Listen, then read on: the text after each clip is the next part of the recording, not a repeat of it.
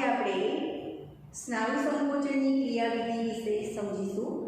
એ પહેલાં લાસ્ટ લેક્ચરમાં આપણે સંકોચનશીલ પ્રોટીનની રચનાની વાત કરી હતી કે સ્નાયુ તંતુઓમાં જે ઘેરા બીમ એટલે કે એ બીમ અને આછા બીમ એટલે કે આઈ બીમ આવેલા છે અને એમાં માયોસિન પ્રોટીન અને એક્ટિન પ્રોટીન આવેલા છે, જે સંકોચનશીલ પ્રોટીન છે એની આપણે રચનાની વાત કરી હતી। તો સ્નાયુતંતુ ખંડ એ સ્નાયુનો રચનાત્મક અને ક્રિયાત્મક એકમ છે। તો આ સ્નાયુતંતુ ખંડમાં સ્નાયુના સંકોચનની ક્રિયા કઈ રીતે થાય છે અને આવા સ્નાયુઓ જ્યારે સંકોચન પામે છે અને વિકોચન થાય છે ત્યારે હલનચલનની પ્રક્રિયા થતી હોય છે। તો કંકાલ સ્નાયુમાં સ્નાયુતંતુ ખંડમાં એની સંકોચનની ક્રિયા વિશે આપણે સમજીએ। તો પહેલાં હું ફિગર ડ્રો કરાવું છું।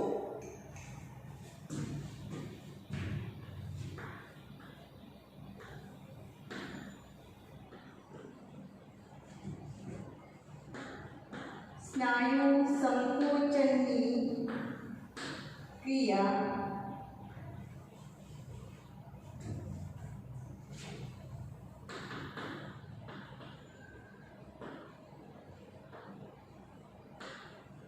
જે તમને ફૂલ ક્વેશ્ચન તરીકે 3 માર્ક્સ અથવા 4 માર્ક્સમાં પૂછી શકાય। તો પહેલાં ફિગર ડ્રો કરી લો।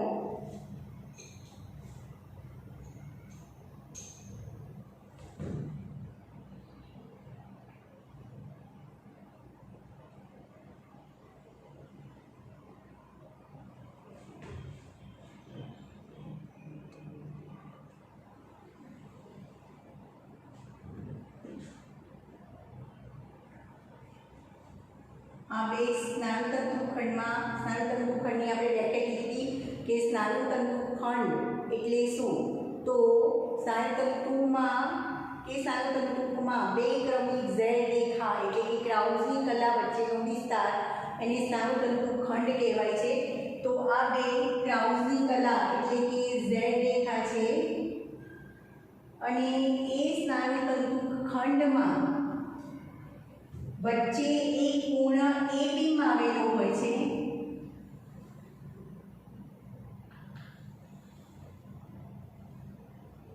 અને આજુબાજુ બે અર્ધ આઈ બીમ જોવા મળે છે। તો અહીંયા આપણે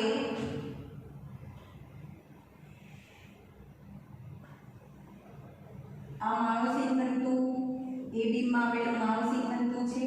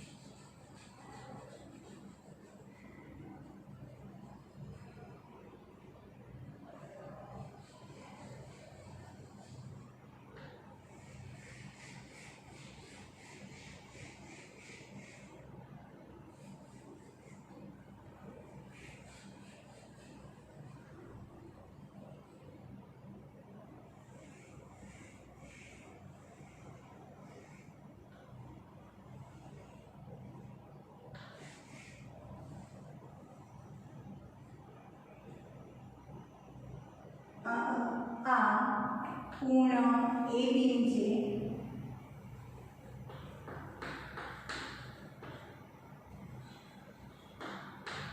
જ્યારે બે બાજુ બે અર્ધ આઈ બીમ આવેલા હોય છે।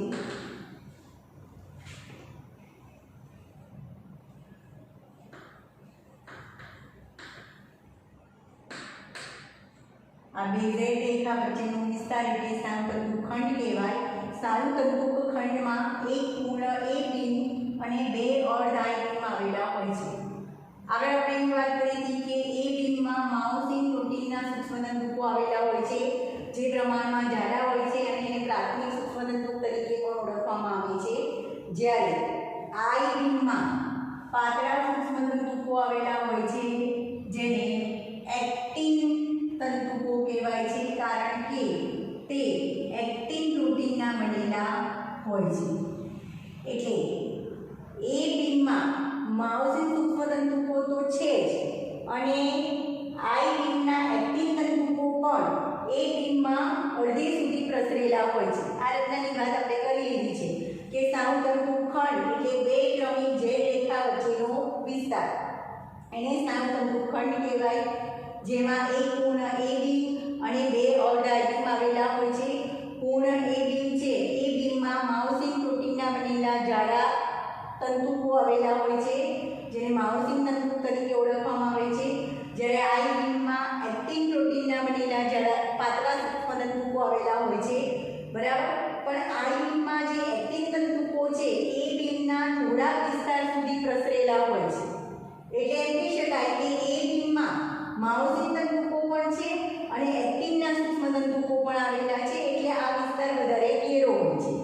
એ સિવાય આપણે એ પણ વાત કરી હતી કે એ બીમનો એવો વિસ્તાર જ્યાં ફક્ત ને ફક્ત માયોસિન તંતુકો આવેલા હોય છે, એને એચ વિસ્તાર અથવા એચ પ્રદેશ તરીકે ઓળખવામાં આવે છે, જેને હેન્સનની રેખા કહેવાય છે.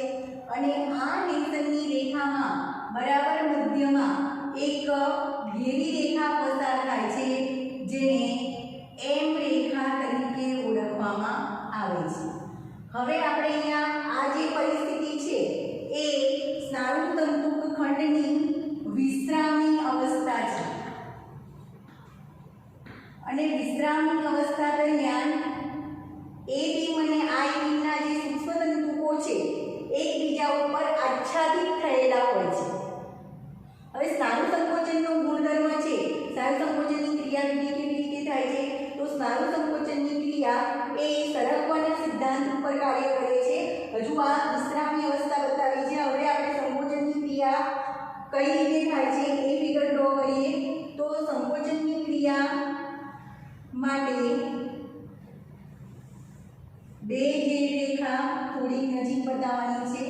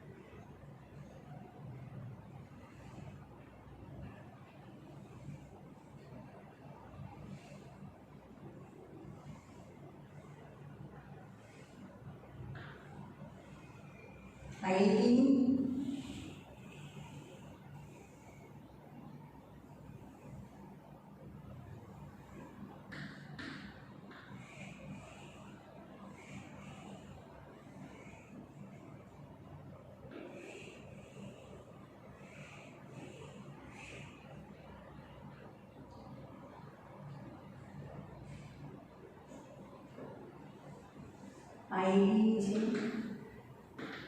આ બે અર્ધ આઈ બીમ છે.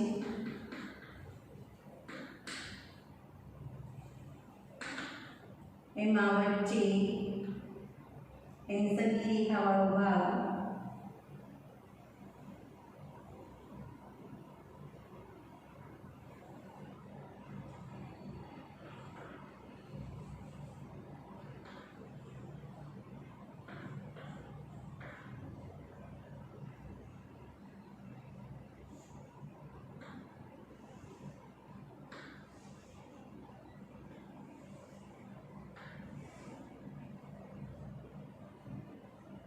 આ માયોસિન તંતુ, આ એક્ટિન તંતુકો એ બીમમાં મધ્ય સુધી અડધે સુધી પ્રસરેલા હોય છે, અને એમાં બરાબર મધ્યમાં એમ રેખા આવેલી હોય છે. હેન્સનની રેખાના બરાબર મધ્ય ભાગમાં એમ રેખા આવેલી હોય છે. હવે આ એક્ટિન તંતુ અને માયોસિન તંતુ વચ્ચે સેતુ નિર્માણની પ્રક્રિયા થતી હોય છે. તો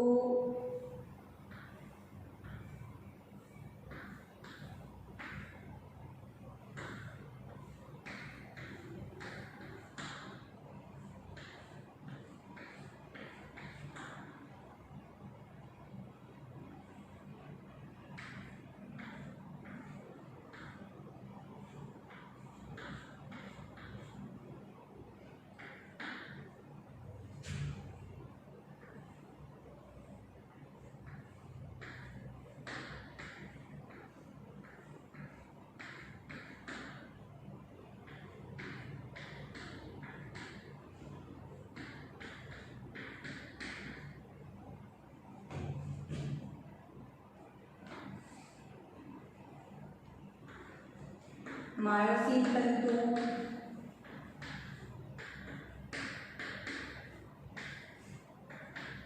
એક્ટિન તંતુ,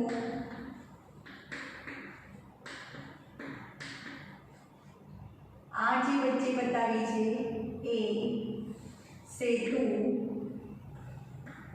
નિર્માણ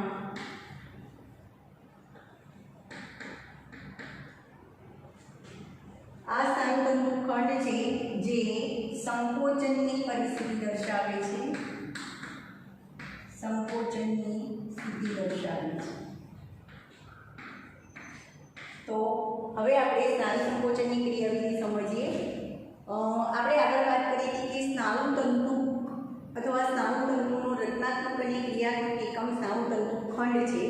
સ્નાયુતંતુ ખંડ એ સ્નાયુ સ્નાયુતંતુ ખંડમાં સ્નાયુ સંકોચનની ક્રિયા થાય છે। તો સ્નાયુ સંકોચનની ક્રિયા એ એક સિદ્ધાંત ઉપર કાર્ય કરે છે, જે સિદ્ધાંતને સરકવાનો સિદ્ધાંત કહેવાય છે।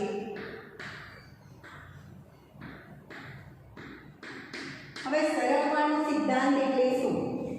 સ્નાયુ સંકોચનની ક્રિયા એ સરકવાના સિદ્ધાંત ઉપર આધારિત છે। સરકવાનો સિદ્ધાંત એટલે શું? તો આ ક્રિયા દરમિયાન સ્નાયુ સંકોચન અને વિકોચન થાય ત્યારે અંગોનું હલનચલન થતું હોય છે। તો સ્નાયુ સંકોચનની ક્રિયાવિધિ દરમિયાન સરકવાનો સિદ્ધાંત થાય છે।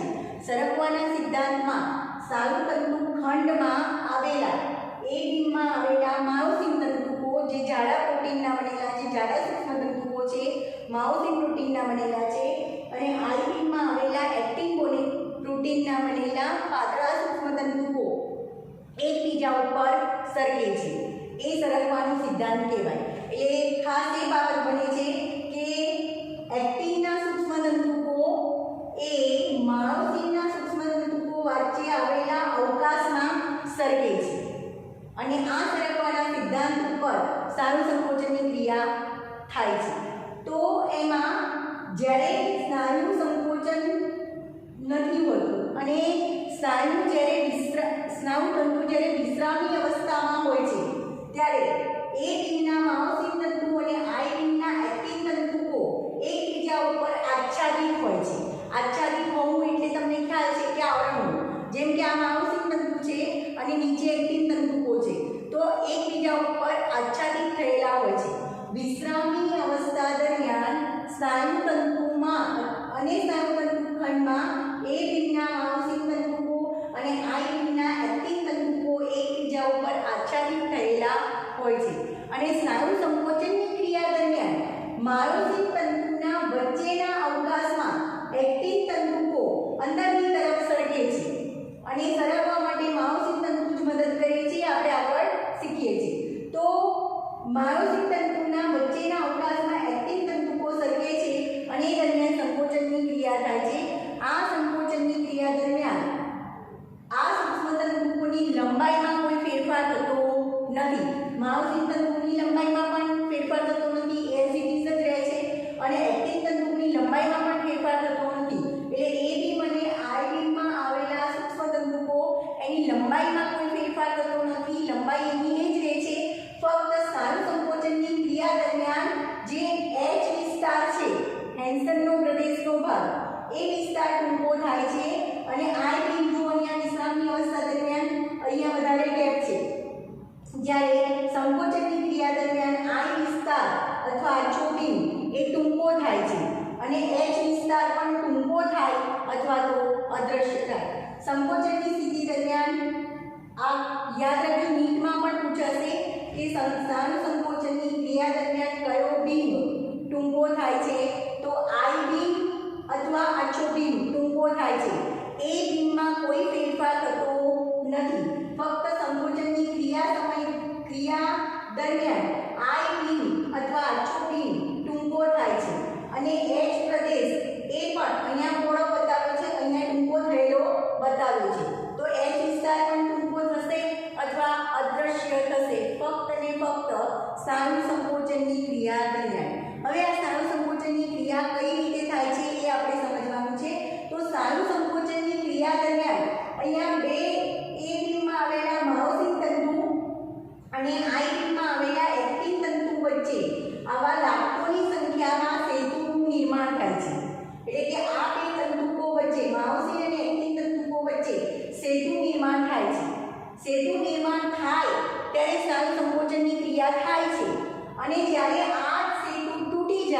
ત્યારે સ્નાયુ વિકોચનની ક્રિયા થાય છે। તો આમ સ્નાયુ સંકોચન અને વિકોચનની ક્રિયા દરમિયાન ક્રમશઃ સ્નાયુ સંકોચન દરમિયાન સેતુ નિર્માણ થશે, જ્યારે સ્નાયુ વિકોચન દરમિયાન સેતુ નિર્માણ તૂટી જશે, એટલે કે સેતુનું વિઘટન થાય છે। એટલે એ દરમિયાન જ્યારે સેતુ નિર્માણ તૂટે છે ત્યારે સ્નાયુ પોતાની મૂળ સ્થિતિમાં પાછા આવે છે। હવે આપણે સમજીએ સ્નાયુ સંકોચનની ક્રિયા કઈ રીતે થાય છે। તો કોઈપણ તંતુને સ્નાયુ તંતુને પોતાની ક્રિયા કરવા માટે મધ્યસ્થ ચેતાતંત્ર તરફથી સંદેશા મળે છે। તો સ્નાયુ સંકોચનની ક્રિયા માટે સૌપ્રથમ સ્નાયુ સંકોચનની ક્રિયા માટેના સંદેશા સૌપ્રથમ મધ્યસ્થ ચેતાતંત્ર દ્વારા ચાલક ચેતાને આપવામાં આવે છે। એટલે આપણું જે મધ્યસ્થ સ્નાયુ સંકોચનની ક્રિયા થાય એ પહેલા સ્નાયુ ઉત્તેજાવું જરૂરી છે। તો એ સ્નાયુનું ઉત્તેજન કરવાનું કામ કોણ કરે છે? તો સૌ પહેલા આપણા મધ્યસ્થ સ્નાયુ સંકોચનની ક્રિયા દરમિયાન અથવા ક્રિયા પહેલા આપણા મધ્યસ્થ ચેતાતંત્ર દ્વારા સંદેશા ચાલક ચેતાને પહોંચાડવામાં આવે છે, અને આ ચાલક ચેતાકોષ એ સ્નાયુ તંતુને ઉત્તેજિત કરવાનું કામ કરે છે। હવે તમે આગળના ધોરણમાં ચેતાકોષની રચના સમજી ગયા છો કે બે ચેતાકોષ વચ્ચે સીધું જોડાણ હોતું નથી। બે ચેતાકોષ વચ્ચે અવકાશ રહેલો છે, અને એ અવકાશને ચેતોપાગમ તરીકે ઓળખવામાં આવે છે। તો આ દાખલા તરીકે બહુધ્રુવી ચેતાકોષ છે, ચાલક ચેતાનો ચેતાકોષ છે, અને એ ચેતાકોષ દ્વારા આ અક્ષતંતુ છે અને આ અક્ષતંતુના છેડાનો ભાગ છે। હવે આપણે 11th માં એવું શીખી ગયા હતા કે બે ચેતાકોષ વચ્ચે સીધું ભૌતિક જોડાણ હોતું નથી। બે ચેતાકોષ વચ્ચે એક અવકાશ આવેલો હોય છે, એને ચેતોપાગમ અવકાશ તરીકે ઓળખવામાં આવે છે। તો એ જ રીતે અહીંયા ચેતાકોષ અને દાખલા તરીકે આ સ્નાયુ તંતુ છે, તો ચેતાકોષ અને સ્નાયુ તંતુના સ્નાયુ તંતુ બળ વચ્ચે આ સ્નાયુ તંતુ છે, સ્નાયુ સંકોચનની ક્રિયા માટે સ્નાયુ તંતુ ઉત્તેજાવું જરૂરી છે। તો એને ઉત્તેજના કઈ રીતે મળે છે? તો આપણા મધ્યસ્થ ચેતાતંત્ર દ્વારા સંદેશો ચાલક ચેતાના ચેતાકોષને મળે છે। હવે એ સંદેશો ચાલક ચેતા દ્વારા અથવા ચાલક ચેતાના ચેતાકોષ દ્વારા સ્નાયુ તંતુને મળશે। પણ એ પહેલા અહીંયા ધ્યાન રાખો કે જે આપણો ચેતાકોષ છે, ચાલક ચેતાના ચેતાકોષ છે, એ ચેતાકોષ અને સ્નાયુ તંતુ બળ વચ્ચે સીધું ભૌતિક જોડાણ હોતું નથી। વચ્ચે એક અવકાશ હોય છે, એ અવકાશને ચેતોપાગમ કહી શકાય અથવા ચેતા સ્નાયુ સંધાન તરીકે ઓળખવામાં આવે છે, અથવા એને ચાલક અંતઃપટ્ટી તરીકે ઓળખવામાં આવે છે। તો હવે શું થશે? આ ચેતાકોષ અને સ્નાયુ તંતુ બળ વચ્ચે સીધું ભૌતિક જોડાણ હોતું નથી। એની વચ્ચે જે અવકાશ આવેલો છે અથવા ગેપ આવેલો છે એને ચેતોપાગમ અથવા ચેતાસ્નાયુ સંધાન અથવા ચાલક અંતઃપટ્ટી તરીકે ઓળખવામાં આવે છે। હવે જ્યારે ચેતાકોષ દ્વારા ઉર્મિવેગનું વહન આટલે સુધી થશે, ત્યાર પછી અહીંયા ચેતોપાગમ અવકાશમાંથી એ ઉર્મિ વેગ એ બહારની તરફ ફેલાઈ ન જાય એ માટે અહીંયા એક ચેતાપ્રેષક દ્રવ્ય ઉત્પન્ન થશે। ચેતાપ્રેષક દ્રવ્ય ઉત્પન્ન થાય છે, જે દ્રવ્યને એસિટાઇલ કોલાઇન તરીકે ઓળખવામાં આવે છે। એસિટાઇલ કોલાઇન તો ચેતાકોષ દ્વારા ઉર્મિવેગનું વહન અહીંયા સ્નાયુ તંતુ બળ સુધી કેવી રીતે પહોંચે છે? તો ચેતાકોષ દ્વારા ઉર્મિવેગનું વહન અહીંયા સુધી પહોંચશે। આ બંને વચ્ચે જે ચેતાકોષ અને સ્નાયુ તંતુ વચ્ચે સીધું ભૌતિક જોડાણ હોતું નથી, તો એ અવકાશને ચેતોપાગમ અથવા ચેતાસ્નાયુ સંધાન અથવા ચાલક અંતઃપટ્ટી તરીકે ઓળખવામાં આવે છે। હવે જ્યારે ઉર્મિવેગ અહીંયા ચેતાકોષ દ્વારા ઉર્મિવેગ આટલે સુધી પહોંચે છે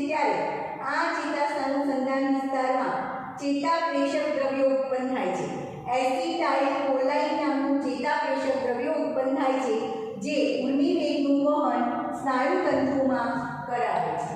ટૂંકમાં સ્નાયુતંતુને ઉર્મી વેગનું વહન સ્નાયુતંતુના સ્નાયુતંતુ પળમાં કરાવે એટલે સ્નાયુતંતુ ઉત્તેજિત થાય છે.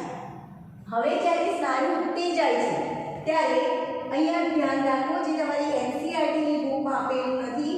જેમ કે આપણે આગળ વાત કરી કે ચેતાકોષ દ્વારા અહીંયા એસિટાઇલ કોલાઇન દ્વારા સ્નાયુતંતુને સંદેશો મળ્યો, ઉત્તેજના મળી, ઉર્મી વેગનું વહન આટલે સુધી થયું.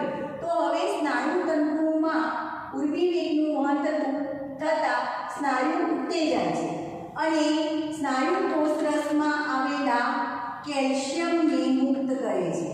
તો આ માટે કેલ્શિયમ સંચયતાની સ્નાયુતંતુ પળમાં આવેલી હોય છે, જેનો ઉલ્લેખ તમારી એનસીઈઆરટી બુકમાં નથી. એમાં સ્નાયુતંતુ પળમાં થોડા અંતરે કેલ્શિયમ સંચયતાની આવેલી હોય છે. આવી ટી નલિકા હોય છે. એ ટી નલિકાની વચ્ચેના અવકાશમાં આવી કેલ્શિયમ સંચયતાની આવેલી હોય છે. કેલ્શિયમ સંચયતાની. તો ઉર્મી વેગ જ્યારે સ્નાયુતંતુ પળ સુધી પહોંચે અને સ્નાયુતંતુમાં પહોંચે ત્યારે સ્નાયુતંતુના કોષરસમાં આવેલી સ્નાયુતંતુ પળની નીચે આવેલી કેલ્શિયમ સંચયધાનીમાંથી કેલ્શિયમ સ્નાયુ કોષરસમાં મુક્ત થાય છે. અને જ્યારે કેલ્શિયમ સ્નાયુ કોષરસમાં મુક્ત થાય ત્યારે સેતુ નિર્માણની પ્રક્રિયા થાય છે. ટૂંકમાં માયોસિન અને એક્ટિન પ્રોટીન વચ્ચે સેતુ બનવા માટે, સ્નાયુ સંકોચનની ક્રિયા થવા માટે સેતુ નિર્માણ થવું જરૂરી છે. અને સેતુ નિર્માણ થવા માટે કેલ્શિયમની સાંદ્રતા વધારે હોવી જોઈએ. તો જ્યારે સ્નાયુતંતુને ઉર્મી વેગ દ્વારા ઉત્તેજાય છે ત્યારે એના કોષરસમાં, સ્નાયુ કોષરસમાં કેલ્શિયમ ઉત્પન્ન થાય છે. કેલ્શિયમનો વધારો થાય છે. કેલ્શિયમની સાંદ્રતા વધે છે. પરિણામે કેલ્શિયમની હાજરીમાં માયોસિન અને એક્ટિન પ્રોટીન વચ્ચે, એક્ટિન તંતુકો વચ્ચે સેતુનું નિર્માણ થાય છે. સેતુ નિર્માણ માટે કેલ્શિયમ આવશ્યક છે. કેલ્શિયમની ગેરહાજરીમાં સેતુ નિર્માણ થતું નથી. એટલે સ્નાયુ સંકોચનની ક્રિયા માટે, સેતુ નિર્માણ થવા માટે કેલ્શિયમની હાજરી અનિવાર્ય છે. હવે કઈ પ્રક્રિયા થશે? તો આ સ્નાયુ સંકોચનની ક્રિયામાં માયોસિન તંતુ અને એક્ટિન તંતુ વચ્ચે સેતુ નિર્માણ થવું જરૂરી છે. એના માટે કેલ્શિયમ અનિવાર્ય છે. પણ સાથે સાથે એક્ટિન તંતુમાં આવેલા ટ્રોપોમાયોસિન અને ટ્રોપોનિન પણ અગત્યનો ભાગ ભજવે છે. આપણે એફ એક્ટિનની રચના શીખી ગયા હતા. તો એફ એક્ટિનમાં એક્ટિન તંતુ સિવાય ટ્રોપોમાયોસિન પ્રોટીન અને ટ્રોપોનિન પ્રોટીન આવેલા હોય છે. અને એ સિવાય એટીપીના વિઘટનથી મુક્ત થતી શક્તિ પણ ઉપયોગી બને છે. તો સેતુ નિર્માણ દરમિયાન કઈ પ્રક્રિયા થાય છે? સ્નાયુ સંકોચન દરમિયાન કઈ પ્રક્રિયા થાય છે? તો સૌ પહેલા સ્નાયુ કોષરસમાં કેલ્શિયમ મુક્ત થાય છે. એ કેલ્શિયમની હાજરીમાં માયોસિન અને એક્ટિન તંતુ વચ્ચે સેતુનું નિર્માણ થાય છે. સેતુ નિર્માણ થવા માટે બીજા બે પ્રોટીન પણ અગત્યનો ભાગ ભજવે છે. એફ એક્ટિનમાં આવેલા ટ્રોપોમાયોસિન અને ટ્રોપોનિનની હાજરીમાં કે એક્ટિન અને માયોસિન વચ્ચે સેતુ નિર્માણ થાય છે. અને એ દરમિયાન એટીપીનું વિઘટન થાય છે. અને એટીપીનું વિઘટન થવાથી મુક્ત થતી શક્તિ એ પણ સેતુ નિર્માણ માટે અગત્યનું છે. તો સ્નાયુ સંકોચનની ક્રિયા દરમિયાન જે સેતુ નિર્માણ થાય છે એ સેતુ નિર્માણ માટે કેલ્શિયમ અનિવાર્ય છે અને એટીપીનું વિઘટન એના દરમિયાન મુક્ત થતી શક્તિ પણ અનિવાર્ય છે. હવે એ પ્રક્રિયા દરમિયાન શું થશે? તો સપોઝ કે આ માયોસિન તંતુ છે, આ એક્ટિન તંતુ છે, ફરી આ માયોસિન તંતુ છે. તો એમાં શું થાય છે? માયોસિન તંતુનું સ્નાયુ સંકોચનની ક્રિયા દરમિયાન માયોસિન તંતુનો જે શીર્ષ પ્રદેશ છે એ એક્ટિન તંતુકો સાથે સેતુ નિર્માણ કરે છે. આ રીતના ત્રાંસુ સેતુ નિર્માણ કરે છે. માયોસિનનો સ્નાયુ સંકોચનની ક્રિયા દરમિયાન માયોસિન તંતુનો શીર્ષ પ્રદેશ એક્ટિન તંતુના ક્રિયાશીલ સ્થાન એટલે કે ટ્રોપોનિન સાથે જોડાય છે, સેતુ નિર્માણ કરે છે અને ત્યાર પછી આ સેતુ સીધો થાય છે અને એ દરમિયાન આ માયોસિન તંતુઓ એક્ટિન તંતુઓને અંદરની તરફ ખેંચે છે। એટલે સ્નાયુ સંકોચન દરમિયાન કઈ પ્રક્રિયા થશે? આ દાખલા તરીકે વિશ્રામી અવસ્થા છે, વિશ્રામી અવસ્થા દરમિયાન માયોસિન તંતુનો શીર્ષ પ્રદેશ એક્ટિન તંતુઓ સાથે જોડાશે અને પછી સેતુ નિર્માણ કરશે। સ્નાયુ સંકોચનની ક્રિયા દરમિયાન માયોસિન તંતુનો શીર્ષ પ્રદેશ એક્ટિન તંતુઓના ક્રિયાશીલ સ્થાન એટલે કે ટ્રોપોનિન સાથે જોડાય છે અને પછી એ સેતુ સીધો થવાથી માયોસિન તંતુઓ એક્ટિન તંતુઓને અંદર તરફ ખેંચે છે। આ થઈ સ્નાયુ સંકોચનની ક્રિયા। હવે માયોસિન તંતુઓ એક્ટિન તંતુઓને જ્યારે અંદરની તરફ ખેંચે છે, સ્નાયુ સંકોચન થાય છે, એ દરમિયાન કઈ પ્રક્રિયા થાય છે? તો એ આગળ વાત કરી, જેમ કે આ વિશ્રામી અવસ્થા છે, એમાં આ એ બીમ છે, આ બે અર્ધાય બીમ છે અને આ એ બીમમાં આવેલો વચ્ચેનો H પ્રદેશ એટલે હેન્સનની રેખા છે। હવે જ્યારે એક્ટિનના તંતુઓ માયોસિન તંતુઓના વચ્ચેના અવકાશમાં સરકે છે ત્યારે આ દાખલા તરીકે વિશ્રામી અવસ્થા છે અને સંકોચન દરમિયાન આ એક્ટિન તંતુઓ અંદરની તરફ સરકે છે। તો અંદરની તરફ સરકે એટલે સ્નાયુ સંકોચનની ક્રિયા દરમિયાન આઈ વિસ્તાર બંને બાજુનો આઈ બીમ ટૂંકો થાય છે અને H વિસ્તાર પણ ટૂંકો થાય છે। તો યાદ રાખજો, સ્નાયુ સંકોચનની ક્રિયા દરમિયાન આઈ બીમ અને H વિસ્તાર એટલે કે હેન્સનની રેખાવાળો ભાગ બંને ટૂંકો થાય છે। આમ એના તંતુઓની લંબાઈમાં કોઈ ફેરફાર થતો નથી, પણ એક્ટિન તંતુઓ માયોસિન તંતુઓની વચ્ચેના અવકાશમાં સરકવાના કારણે આઈ બીમ વાળો વિસ્તાર ટૂંકો થાય છે, H વિસ્તાર એટલે કે હેન્સન પ્રદેશ પણ ટૂંકો થાય છે અને જ્યારે મહત્તમ સંકોચનની સ્થિતિ હશે ત્યારે આ H વિસ્તાર અદૃશ્ય થાય છે, ફક્ત ને ફક્ત M રેખા જ દેખાશે। આ થઈ સ્નાયુ સંકોચનની ક્રિયા। સ્નાયુ સંકોચનની ક્રિયા દરમિયાન આટલા ફેરફાર થાય છે, એ બીમમાં કોઈ ફેરફાર થશે નહીં। સ્નાયુ સંકોચનની ક્રિયા દરમિયાન જ્યારે સેતુ નિર્માણ થાય છે ત્યારે એક્ટિન તંતુઓ માયોસિન તંતુઓ એક્ટિન તંતુઓને અંદર તરફ ખેંચે છે, પરિણામે ડેશ રેખા એકબીજાની નજીક આવે છે અને પરિણામે આર બીમ ટૂંકો થાય છે, H વિસ્તાર ટૂંકો થાય છે।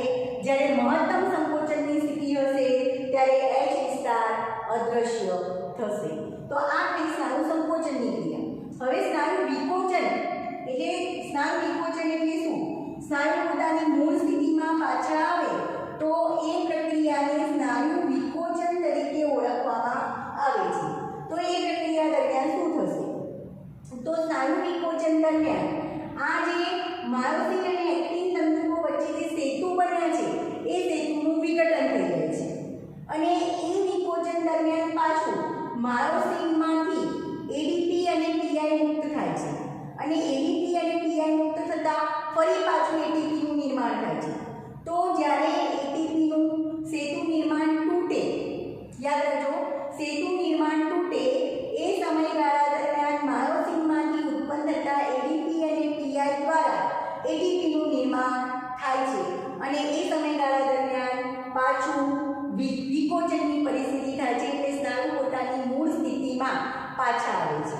તો બે ક્રિયા યાદ રાખજો, સ્નાયુ સંકોચનની ક્રિયા દરમિયાન લાખોની સંખ્યામાં સેતુ નિર્માણ થાય છે, એટીપીની ગેરહાજરી અનિવાર્ય છે। સ્નાયુ સંકોચન દરમિયાન કેલ્શિયમની હાજરીમાં સેતુ નિર્માણ થાય છે। સ્નાયુ સંકોચન દરમિયાન એટીપીની ગેરહાજરી એટલે કે એટીપીનું વિઘટન થવું જરૂરી છે અને એ દરમિયાન મુક્ત થતી શક્તિ એનો અહીંયા સેતુ નિર્માણમાં ઉપયોગી બને છે અને જ્યારે આઈ બીમ ટૂંકો થાય છે, H વિસ્તાર ઘટે છે અથવા તો મહત્તમ સંકોચનની સ્થિતિ દરમિયાન H વિસ્તાર અદૃશ્ય થાય છે। પણ સ્નાયુ વિકોચન દરમિયાન પાછી કઈ પ્રક્રિયા થાય છે? તો સ્નાયુ વિકોચન દરમિયાન આ સેતુ નિર્માણ વિઘટન પામે છે, ફરીથી એટીપીનું નિર્માણ થાય છે। એટીપી કેવી રીતે બને છે? તો માયોસિન તંતુ એડીપી અને પીઆઈ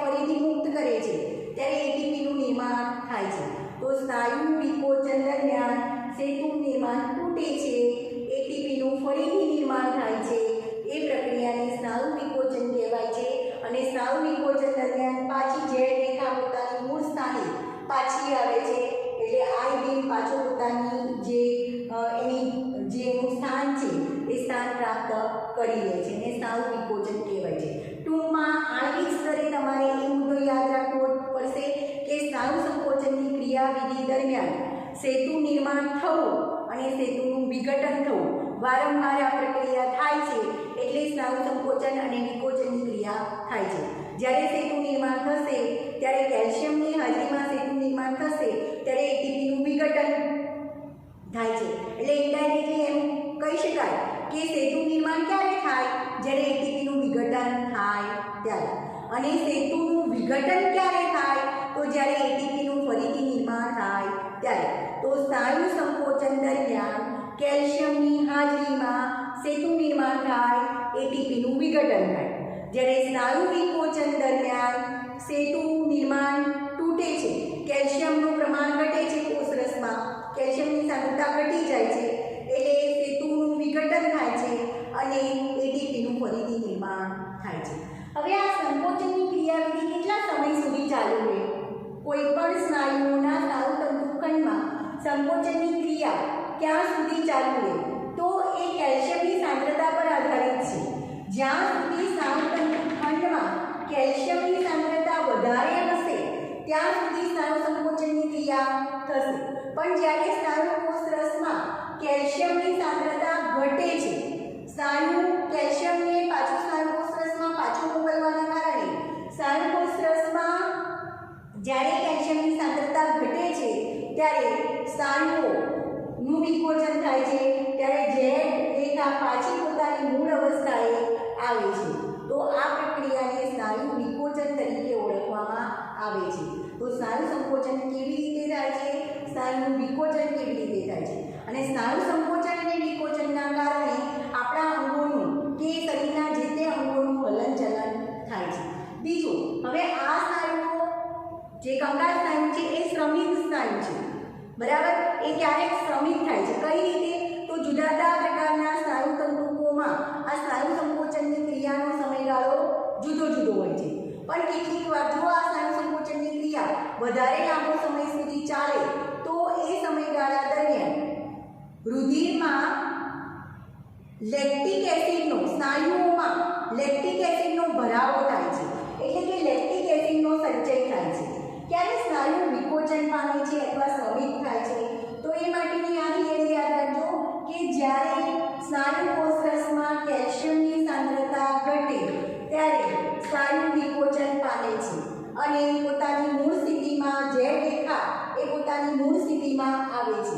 હવે આવા સ્નાયુઓ શ્રમિક ક્યારે થાય છે તો જુદા જુદા પ્રકારના સ્નાયુ તંતુઓમાં સ્નાયુ સંકોચનની ક્રિયાનો સમયગાળો જુદો જુદો હોય છે। કેટલીક વાર એવું બને કે સતત સ્નાયુ સંકોચનના કારણે સ્નાયુમાં લેક્ટિક એસિડનો ભરાવો થાય છે અને આ લેક્ટિક એસિડનો સંચય કઈ રીતે થાય છે તો સ્નાયુમાં અજારક શ્વસનના કારણે ગ્લાયકોજનના અજારક શ્વસનના કારણે લેક્ટિક એસિડનો સંચય થાય છે અને સ્નાયુમાં લેક્ટિક એસિડનો સંચય થવાના કારણે સ્નાયુ શ્રમિક થાય છે એટલે કે સ્નાયુ થાકી જાય છે અને એ અવસ્થા દરમિયાન સ્નાયુનું વિકોચન થાય છે। વિકોચનની ક્રિયા કેવી રીતે થાય છે એ પણ સમજ્યા પણ સ્નાયુઓ શ્રમિક થતાં પણ સ્નાયુનું વિકોચન થાય છે એટલે આ એકલા શબ્દો પણ યાદ રાખવાનું છે કે જ્યારે સતત સ્નાયુ સંકોચન સ્નાયુ તંતુમાં થતું હોય એ સમયગાળા દરમિયાન સ્નાયુઓમાં ગ્લાયકોજનનું અજારક શ્વસન થાય છે અને ગ્લાયકોજનનું અજારક શ્વસન થવાના કારણે સ્નાયુમાં લેક્ટિક એસિડનો સંચય થાય છે અને લેક્ટિક એસિડનો સંચય અથવા ભરાવો થવાથી સ્નાયુઓ શ્રમિક થાય છે અને સ્નાયુઓ શ્રમિક થાય એટલે પોતે વિકોચન એટલે કે વિશ્રામની અવસ્થામાં આવી જાય છે। તો આ થઈ સ્નાયુ સંકોચનની ક્રિયા। સ્નાયુ સંકોચન કેવી રીતે થાય છે એનું વિકોચન કેવી રીતે થાય છે એ આપણે સમજ્યા। આ બધી જ પ્રક્રિયા સ્નાયુ તંતુખંડમાં થાય છે। સ્નાયુ તંતુખંડ સ્નાયુનું રચનાત્મક અને ક્રિયાત્મક એકમ એકમ છે. તો આ થિયરી તમને ફૂલ ક્વેશ્ચન તરીકે પૂછી શકાય.